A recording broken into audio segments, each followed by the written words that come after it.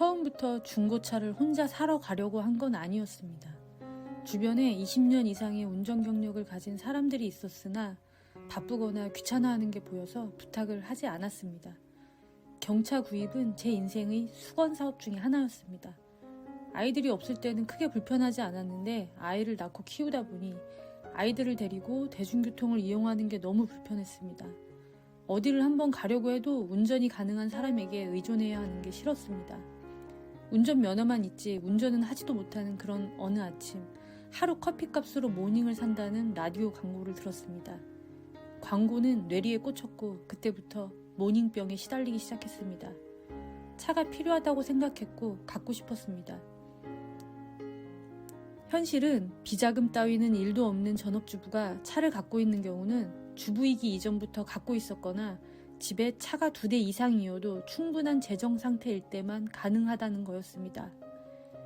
오래지 않아 돈 없는 현실을 인정하고 모닝을 마음에 묻었습니다. 수년이 흘렀고 갑작스럽게 수제 간식집 창업을 준비하게 되었습니다. 준비하면서 자차의 필요성을 느꼈고 모닝병이 다시 도졌습니다.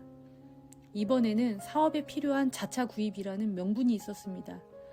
명분을 내세워 중고차 구입 자금을 확보했습니다. 중고차 앱을 보고 또 보고 하던 어느 날 마음에 드는 경차를 발견하고 바로 중고차 딜러와 약속을 잡았습니다. 자동차 딜러를 만나서 직접 차를 보니 외관상으로는 너무 좋아 보였습니다. 유튜브로 중고차 고르는 법을 그렇게 많이 보고 갔는데도 실제로 보니까 도통 알 수가 없었고 그냥 제 눈에 다 좋아 보였습니다.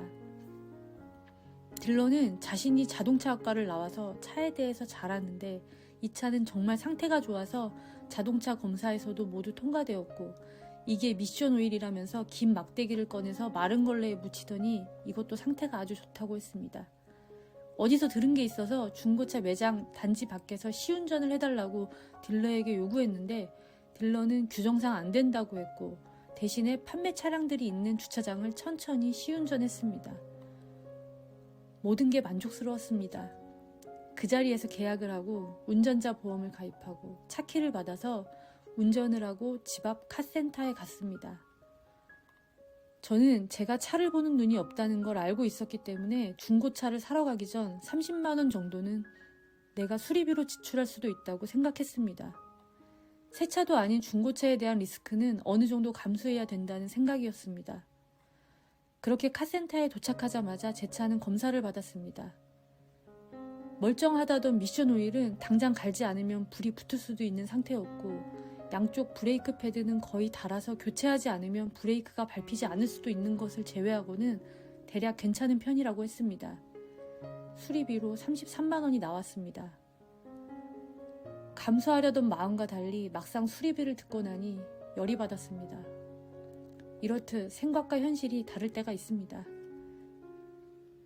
다행히도 그 뒤로는 크게 수리할 문제가 없었고 지금까지 미숙한 운전으로 인한 운전자 과실이 대부분입니다. 딜러는 저를 호구라고 생각했을까요?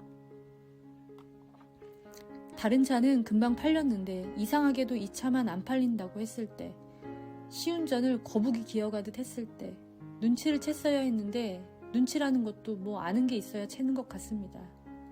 시세에 비해 비싸게 주고 사긴 했지만 괜찮습니다. 다시는 그런 자동차 딜러를 만나지 않기를 바랄 뿐입니다. 그럼에도 불구하고 저는 지금 제 차를 진심으로 좋아합니다. 차가 작다 보니 주차도 편하고 기름값도 적게 드는 편이어서 다니는데 부담이 없습니다. 주변에 비싼 외제차 타는 사람들을 보면 물론 부럽기는 합니다.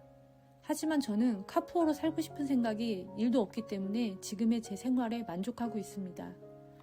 사실 더 큰 만족은 제가 원할 때 원하는 곳에 갈 수 있고 그럼으로 인해서 내가 원하는 방향으로 내 인생을 살아갈 수 있다는 것입니다. 여전히 차에 대해 아는 건 별로 없지만 그래도 경험은 쌓이는 것 같습니다.